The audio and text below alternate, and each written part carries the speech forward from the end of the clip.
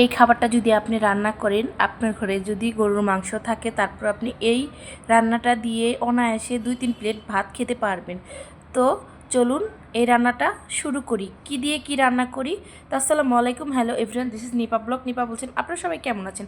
আশা করি সবাই অনেক ভালো আছেন। তো উপকরণগুলো আমি দেখিয়ে দিচ্ছি আমার রান্নায় কী কী লাগবে। এই জায়গায় কাঁচামরিচ কুচি, পেঁয়াজ কুচি, এই জায়গায় আছে কাঁঠাল বিচি কুচি, আর হচ্ছে একটা আলু। আমি কাঁঠাল বিচিও খুব পরিমাণে কম নিয়েছি। এই জায়গায় আছে মিষ্টি আলু পাতা, ডগা, আর হচ্ছে লতি। আমি এগুলো সুন্দর করে কেটে একদম পরিষ্কার করে ধুয়ে নিয়েছি।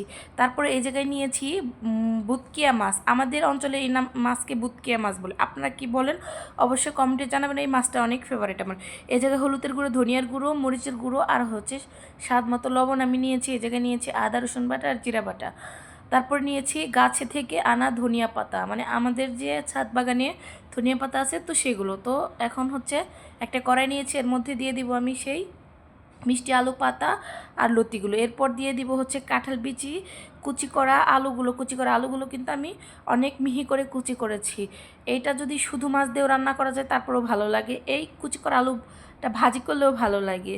তো যাই হোক, এই জায়গায় সব কিছু দিয়েছি। এরপর আমি এক এক করে দিয়ে দিব কাঁচামরিচ কুচিগুলো।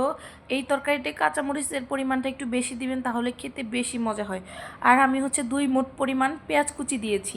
তো পেঁয়াজ কুচি আর কাঁচামরিচ কুচির জন্য কিন্তু তরকারি ভালো লাগে। ছোটো মাছের তরকারির মধ্যে কাঁচামরিচ পেঁয়াজ একটু বেশি পরিমাণে দিবেন। এরপরে যে হলুদের গুঁড়ো, ধনিয়ার গুঁড়ো, মরিচের গুঁড়ো এগুলো দিয়ে দিলাম। তারপর দিয়ে দিব হচ্ছে আমি স্বাদ মতো লবণ, আদা রসুন বাটা, মানে এক একে সবগুলো মশলা। তারপর সেই মাছগুলো দিয়ে দিব। আমি কিন্তু এই জায়গায় অনেকটা পরিমাণের মাছ নিয়েছি। আসলে আপনাদের ভাই আজকে অনেকগুলো ছোট মাছ নিয়ে আসছিল, তো সেই জায়গায় থেকে আর কি এই মাছগুলো আর কি আমি বেছে বেছে নিয়েছি, যেহেতু পছন্দের মাছ। এরপরে দিয়েছি 3 টেবিল চামচ পরিমাণ সয়াবিন তেল। আপনারা চাইলে একটু বেশি দিতে পারেন। ছোটো মাছে একটু কাঁচামরিচ, পেঁয়াজ, একটু তেল মশলা একটু ভালো মতো দিয়ে রান্না করলে মজা লাগে খেতে। তবে আমি ডায়েটে আছে বলে বেশি দেইনি, এইটুকু আমার কাছে বেশি হয়ে গেছে। তো হাতে সুন্দর করে মেখে নেবেন। হাতে মাখা হয়ে গেলে হাত ধোয়া পানি 2 কাপের মতো আমি পানি এই জায়গায় অ্যাড করব। পানিটা এমনভাবে দিবেন হচ্ছে মাছটা যেন গায়ে গায়ে লেগে থাকে। গায়ে গায়ে লেগে থাকে বলতে হচ্ছে মানে মাছটা দেখা যাবে যে উপরেও হালকা হালকা একটু পানি দেখা যাচ্ছে। ঠিক এই পরিমাণের মতো পানি দিয়ে তারপর হচ্ছে ঢাকা দিয়ে বসিয়ে দিবেন। ভিডিওতে কিন্তু আমি দেখিয়ে দিচ্ছি। এই রান্নাটা কিন্তু একদমই সহজ। তো যাই হোক, কিছুক্ষণ ঢেকে দিয়ে রাখার পর হচ্ছে এই যে হচ্ছে দেখা যাচ্ছে মাছটা কেমন হয়েছে রান্না। তো এখনও কিন্তু রান্না কমপ্লিট হয়নি।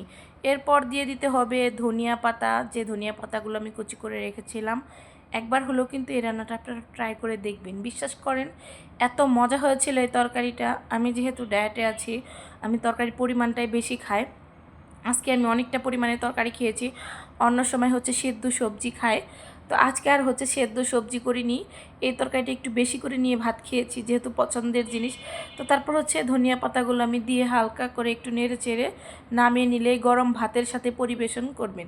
তো ভিডিওটি যদি ভালো লেগে থাকে আর রান্নাটি যদি ভালো লেগে থাকে, অবশ্যই একটা লাইক, কমেন্ট এবং শেয়ার করে দিবেন। আর নতুন নতুন ভিডিও দেখতে সুন্দর সুন্দর কমেন্ট করবেন, যাতে আপনাদের জন্য আমি সুন্দর সুন্দর ভিডিও এবং সুন্দর সুন্দর রেসিপি নিয়ে আসতে পারি। আপনারা ভালোবাসা দিয়েছেন বলে এই পর্যন্ত আসতে পেরেছি। তো সবাই ভালো থাকুন, সুস্থ থাকুন। Tata and take care.